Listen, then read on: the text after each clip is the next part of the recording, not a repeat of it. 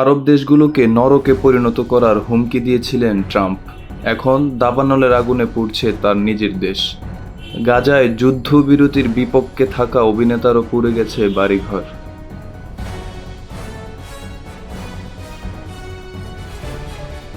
গত ৭ জানুয়ারি থেকে দাবানলে পড়ছে যুক্তরাষ্ট্রের ক্যালিফোর্নিয়ার লস অ্যাঞ্জেলেস।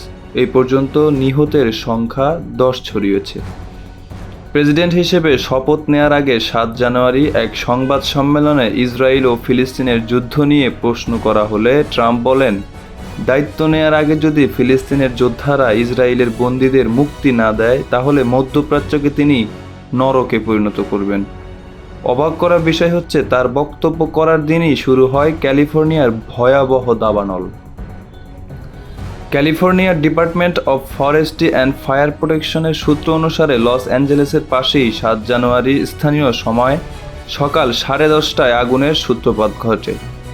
কিন্তু ঠিক কী কারণে আগুন লেগেছে তা এখনও নিশ্চিত করতে পারেনি অনুসন্ধানকারীরা। ক্যালিফোর্নিয়াতে সাধারণত জুন জুলাই মাসে দাবানলের প্রবণতা থাকলেও এবার বছরের সবচেয়ে শীতলতম মাস জানুয়ারিতেই শুরু হয়েছে দাবানল। এবারের দাবানলের ভয়াবহতা এত বেশি যে ফায়ার সার্ভিস কর্মীদের পাশাপাশি ক্যালিফোর্নিয়ার কারাগারের বন্দীদেরও আগুন নেভানোর কাজে নিযুক্ত করা হয়েছে। ইউরো নিউজের একটি প্রতিবেদন অনুযায়ী ১,০০০-এর বেশি স্থাপনা পুড়ে ছাই হয়ে গিয়েছে, যার মধ্যে বেশিরভাগই আবাসিক ভবন। এর ফলে ওই এলাকায় প্রায় ১.৫ লাখ লোককে সরিয়ে নেওয়া হয়েছে নিরাপদ স্থানে।